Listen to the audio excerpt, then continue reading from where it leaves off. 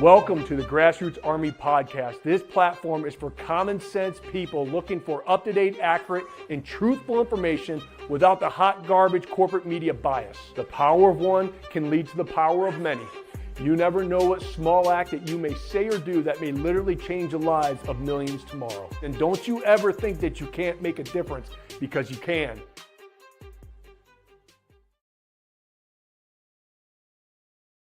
Good morning, my fellow Michiganders. Good morning, my fellow Americans. Welcome to the Grassroots Army Podcast. I'm, of course, your host, Garrett Soldano, and I have a great show for all of you here today. My goodness gracious, it's Thanksgiving week. Family's coming to town, time to fry the turkey, and time to be thankful for not only President Trump winning, but also we have a little thing called hope now in our country, and we all feel it. That is for sure. So I want to get right into Kamala Harris. I'm going to show just a minute and a half of this video that she made, I think yesterday, to her supporters. And I can only stomach a minute and a half because she rambled on for 9 minutes, and it's almost as if she just repeated all of her talking points that she memorized for her campaign. Remember her joy, right? So watch what she has to say, a very small portion. If you want to see the entire thing, you can go over on X, which I strongly encourage you all. If you're on Facebook, if you're on YouTube, if you're on Rumble, X is where it's at. It's where we, the people, is the media. Go over on X. Start an account if you haven't already. Follow us at Grassroots Army and be a part of the solutions. You can talk about whatever you want over there. That is for sure. And it's been quite refreshing, that's for sure, because we all still deal with the censorship and the deplatforming of commie TikTok, YouTube. Facebook's getting a little better. They're still pretty much hammering down if you mention anything to do with the procedure and everything else. But get over on X, Grassroots Army. You can follow us. Now, let's get into Kamala Harris. I just have to remind you, don't you ever let anybody take your power from you. You have the same power that you did before November 5th. And you have the same purpose that you did.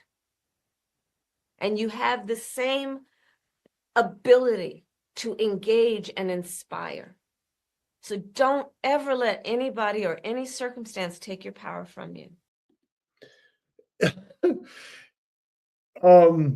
Man, where do I even begin? It almost seems as though she's that drunk aunt that corners you during the holidays to give you life advice. That's kind of like my perception of her little video. Very awkward. And she was awkward on the entire campaign. And again, I wanted to show that because a couple weeks ago, my goodness gracious, our country was at a definite crossroads. And we all can be thankful that that woman is not in charge of our country for the next 4 years. We were that close. And you got to remember, over 70, I think 3 million people voted for her. We're still not out of the woods yet, folks. There's a lot of people bought into this radical left agenda. And I was talking about this on my live the other day with Megan Reckling about how they just continue to double down on this radical religious cult, the LGBTQ plus community. They continue to double down on that garbage. And the majority of Americans are fed up, and we're done with it. You know, we're done with the indoctrination of our kids. We want public schools to focus on what? Educating our kids, math, science, reading, history, right? Not this cultural ideologies, this radical religion force-fed down their throats. And look, we're winning that battle. Slowly but surely, they're starting to step back a little bit, but there are those in the Democrat Party who continue to double down on that. Governor Whitmer, here, our nanny governor here in the state of Michigan, is one of them. Okay. They're going to lose that battle because you can't force things onto people, especially the American people. They've tried it. It's temporary.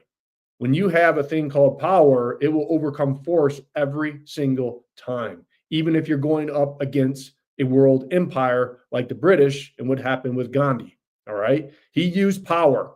The British Empire was using force. Who won? And so when we stand up for what's right, we will eventually win. Yeah, we're going to have to take our licks. We're going to have to take some hate. We're going to have to take us getting deplatformed and some other things that may happen. But over time, we will win because boys using girls' locker rooms and restrooms is wrong. Men competing in women's sports is wrong. Having this cultural religion, this cult, force-fed down these kids' throats, and if you stand up against it, you are considered a homophobe, transphobe, and everything else is wrong. That's why we must continue to hammer down, continue to stand up for the ones that can't stand up for themselves. That is our children. And over time, we will win. So thank goodness she lost. Thank goodness. Now let's move on to the border and the over 10 million people that we know about that has entered this country illegally. And what the Democrat governors and politicians are starting to do is to stand up and saying, we're not going to allow our new borders to, right, deport these illegal immigrants. So let's hear what Tom had to say. Suing the sanctuary cities, DOJ suing the sanctuary cities, pulling federal funds. Of course, day one, when Joe Biden came in office, he stopped that lawsuit. So that has to be put back in place. And look, I've seen some of these Democratic governors say they're going to stand in the way. They're going to make it hard for us. Well, a suggestion: if you're not going to help us, get the hell out of the way, but we're going to do it. So if we can't get assistance from New York City, and we may have to double the number of agents we send in New York City, because we're going to do the job. We're going to do the job without you or with you. But it's much easier to arrest a bad guy. Like I just said, we're concentrating on public safety threats of human and national security threats. Right. It's much easier to arrest a bad guy in the jail. Give us access to Rikers Island that we've been kicked out of. Let us get the bad guy in the jail. It's safer for the alien. It's safer for the officer. It's safer for the community. But when your hatred for Trump prevent you from protecting American citizens, you are part of the problem. You are part of the problem. And I support them going throughout the country and deporting, number one, these bad, evil people that have entered our country. We have to deport. Hey, you can come back in after, not the bad people, you're prevented from coming back in. But as we start to deport everyone that came in here illegally, there's going to be some messiness. It's not going to be cut and dry. The logistics of this is going to be quite intense. It's going to cost a lot of money, but we need to get the illegals out of our country or allow them a path to citizenship. I don't have the answer to all this, but I do know this. I don't think we should be separating, little kids, even though if you guys saw this 2-year-old, I think it was 2, that they had on Fox that came over here by herself. She wasn't with parents. So the child trafficking that's happening is absolutely horrendous. But here's what I would do is, number one, let's get all the bad people out. Anybody with a history that's entered over here illegally, if you did anything wrong, criminal, basically, you're gone. You're the first target. And then we're going to have to figure this out and adapt and improvise as we go through deporting the rest of the people that are not going to further our society. Is it a black and white issue? No, I don't think it is, man. I think it's going to be very complicated. And I know the liberal corporate media is just waiting for a situation to happen, like a child being separated from her parents or something like this. And they're just going to pounce all over it. And they're going to push their dirty little narrative 24/7. That's why it's so important to get over on the platforms who are allowing free speech, X, to push back on that narrative, because I called that all along. Number one, I think there's going to be a legal immigrant uprising when these deportations start to happen. You're going to see the radical left with Antifa and all these other clowns start to do things in the cities and riot and everything else. They're going to do that. They're just not going to sit back. For those of you who are watching right now that thinks everything's just going to be hunky-dory and everything's going to be just fantastic, it's going to get worse before it gets better. They're just not going to pick up their ball and go home. And that's one thing that happens when you lose, all right? For those of you out there who are participating in sports, when you lose against a team, you get pretty hungry. You're not going to lose the next game. You're going to do everything in your power to beat that team.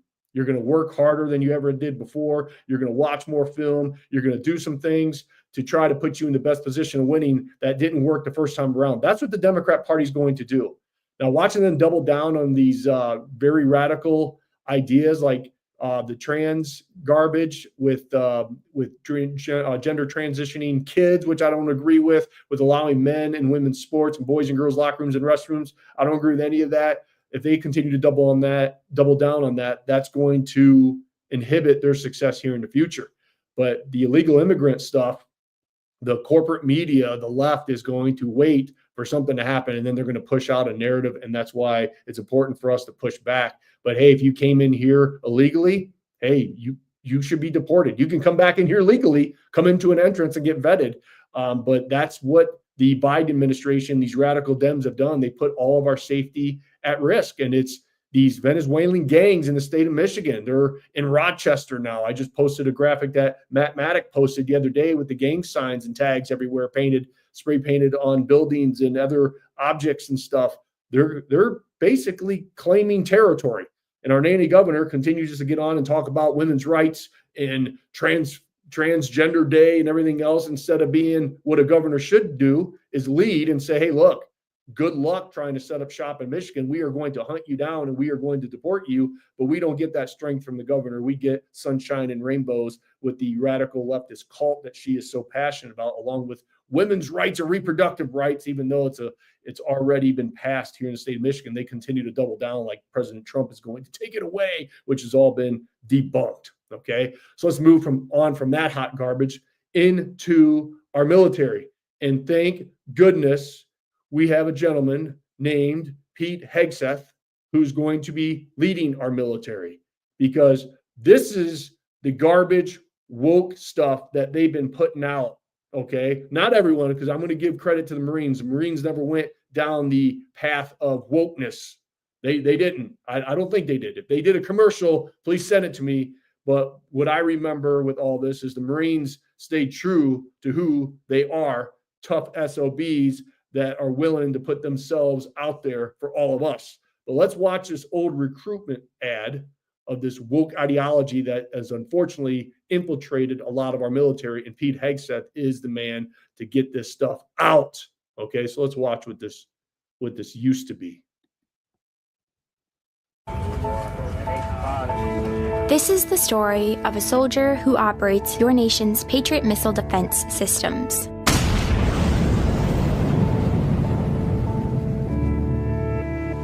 It begins in California, with a little girl raised by two moms.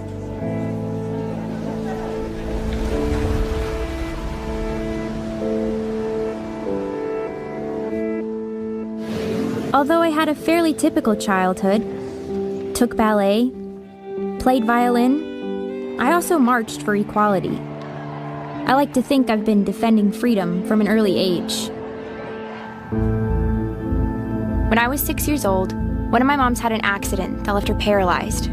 Doctors said she might never walk again. But she tapped into my family's pride to get back on her feet, eventually standing at the altar to marry my other mom. With such powerful role models, I finished high school at the top of my class, and then attended UC Davis, where I joined a sorority full of other strong women. But as graduation approached, I began feeling like I'd been handed so much in life, a sorority girl stereotype. Sure, I'd spent my life around inspiring women, but what had I really achieved on my own? One of my sorority sisters was studying abroad in Italy.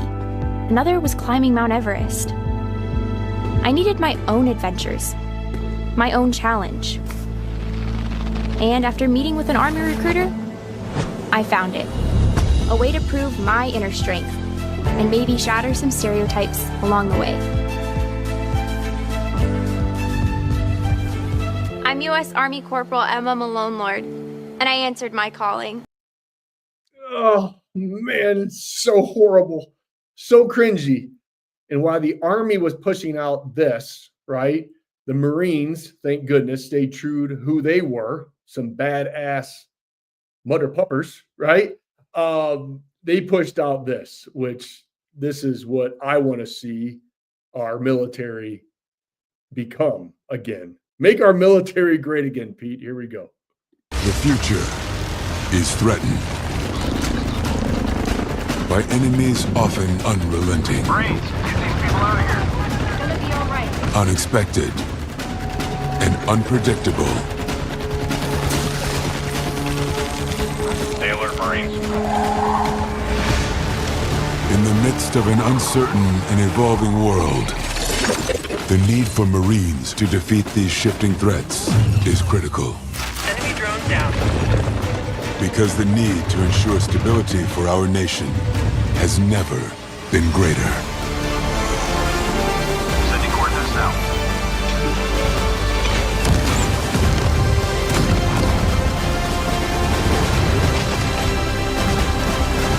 Target acquired. When there are battles to win for America's future, there is one constant: Marines. There you go. Way to go, Marines, right? That's what I want to see. That's what I get fired up for. Hey, we need some of that back in the military. And thank goodness, as far as I know, the Marines stay true to who they are, okay? Because because the Air Force has went woke. And I want to share with all of you, Air Force Lieutenant General Kevin Schneider, I think his name is. He fully supports DEI in the military and wants DEI to be a part of our DNA. So this was released yesterday on Libs of TikTok. Listen into this garbage. Next category of questions received a lot of attention from our members, and that is diversity, equity, and inclusion. Love to start with that first question is, sir, there's a widespread desire to incorporate DE&I across the American landscape. What does the Department of the Air Force hope to achieve in incorporating DE&I policies?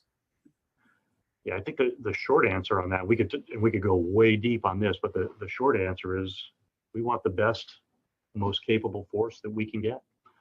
And we're trying to eliminate the barriers, open the doors, and making sure that, that we can do that. We can have the best, most capable force that our nation can provide. And I think all too often that we have had limitations, either policy limitations that provide barriers, or we have not done the work with the American public to highlight the opportunities that come with military service, or specifically service in the United States Air Force. So we are getting after both of those. And ultimately, that's really what DEI is getting after. Not identifying the barriers that are currently exist, getting messaging out to the public as to what opportunities do exist, and then just drawing the talent that we need to continue to excel as a force. And sir, given that you are Director of Staff, do you have any guidance or input for CGOs on how do we better understand when we've made considerable gains with respects to diversity, equity, and inclusion? This is the answer probably to a number of questions, and I don't mean to shortchange it by giving you this almost of a platitude of an answer.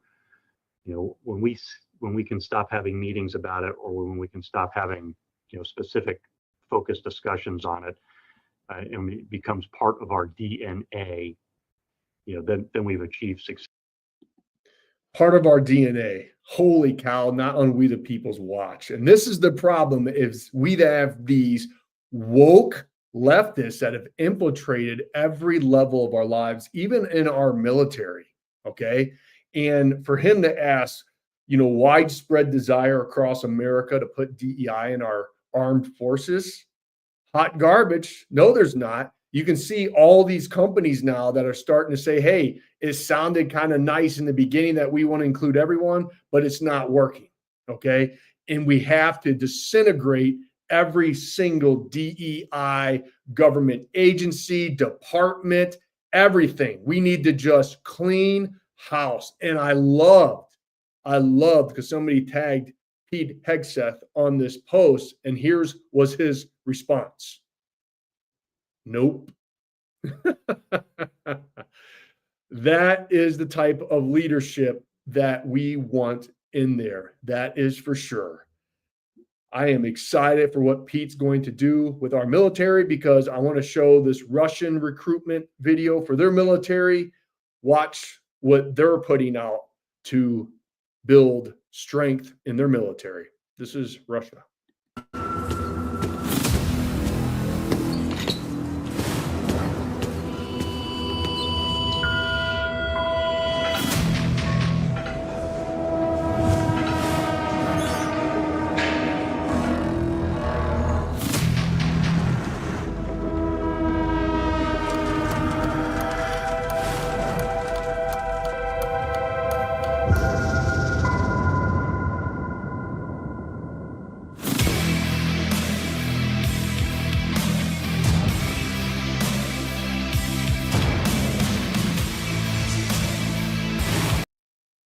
That's what we're competing against.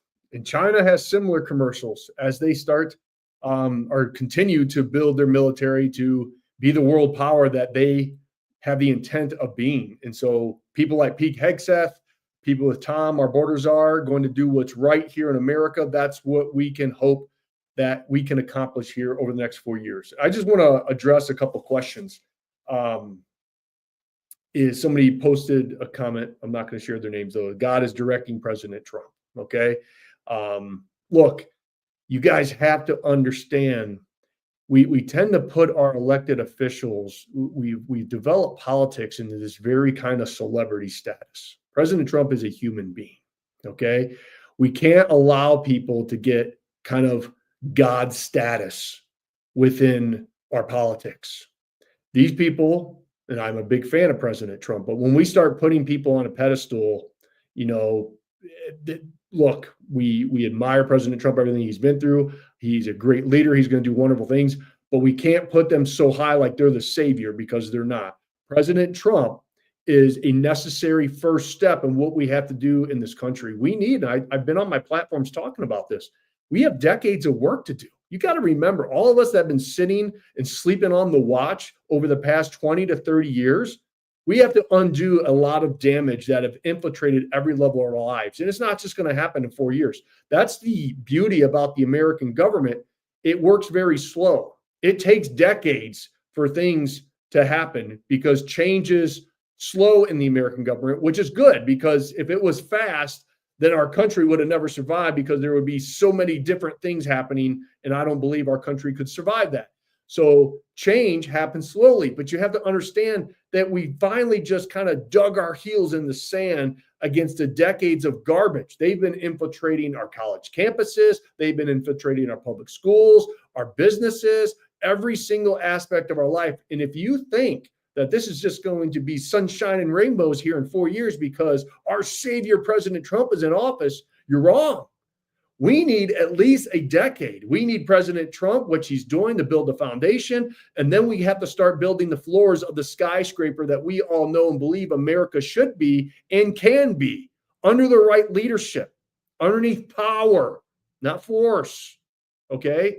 And so you have to understand that look, it's going to take a lot of work. We have such an important election. If you think this last election was important, the election coming up in 2026 here in the state of Michigan, for those of us who live underneath our nanny governor still, this is a very important election, and it's going to set the standards and policy for Michigan for decades here in the near future. So you can't just pack up your ball and go home. We need the right people involved in our state. That is for sure. Okay. And I want to point out, somebody else made a comment. And this is where I struggle, because the mass deportation that's going to happen, I don't think we're going to get everyone. I think it's a logistical nightmare.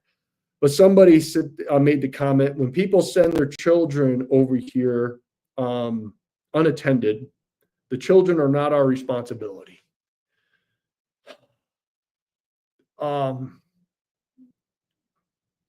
There's no easy answer to this. My heart, folks, I am not that evil of a person.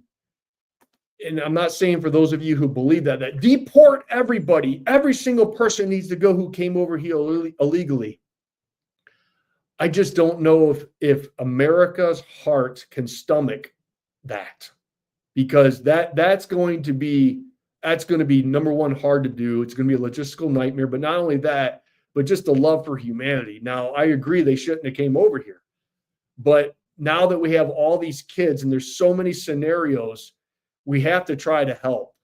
We have to try to help some of these people. We can't just deport these 2-year-olds and 3-year-olds. And if they don't have, parents or anything, I mean, it's just, we have to figure out a way. Do I have the answer? Absolutely not. I don't. I wish I did. I wish I would come on here and say, this is Garrett Soldano's policy and here's what we're going to do. But I do believe we need to start in the right direction, and coming out and just claiming that we're going to deport every single one of the over 10 million illegals, I don't think that's logical. I just think that's a logistical nightmare. Can it be done? I don't know. President Trump's a pretty amazing guy. I think Tom has the energy to make the attempt. But I think as we look at this logically, I think a great first step is to identify all the bad actors. Everyone with a criminal history, the evil people of the world, we target them first and we get them out. Okay, well, let's back up. Let's back up. Let's make this simple. Number one, build the wall. Let's stop the flow. And that's what President Trump is doing with the threatening of the tariffs. Mexico's like, uh-oh, he's going to tariffs. Then we're going to stop these migrant caravans coming. So we need to stop the bleeding, build the wall, put entrances along that wall. Yes, come in here, America, or come to America legally, have something to bring to the table. We'll vet you. We will welcome people in. That's the first step. Number two, deport all the horrible, evil people who have come over here illegally. Hunt them down, deport them no matter what. Then I think we need to take a step back, look at the situation, look at the environment, and then make the appropriate decision going forth. But making a stance right now saying, we're going to just deport all these kids and families and everything else, I don't think that, number one, I would have the heart to do that. I just can't. These people are trying to get over here, rightfully so. If I was living somewhere else and I saw what America had to offer, I would do everything that I could as a parent to get into that country. Now, I would hope that I would do it legally, right? But some people, they just want to get in here and give a life to themselves and their family, the American dream that they see, right? So my heart goes out to those people. Does it make it right that they came over here illegally? No, but they did. And so, again, we just have to look at these things in steps and adapt as we go forth, because some of the people who come over here, if they can prove that they can be a very positive influence on our society, they're going to bring something to the table, then let's reevaluate those people and say, okay, well, we're going to start the process of getting your green card or something. I don't know what it is. I'm just spitballing here.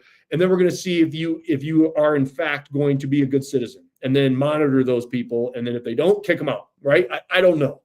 But for just to make blanket statements of saying, these kids aren't our responsibility, my heart, no, I think they are. I think they are. And I might take a lot of heat on the right for saying that. But that's just me as a human being. You guys know me by now. I'm going to look at myself in the mirror, and just to abandon these kids, I can't do. We got to figure out a way.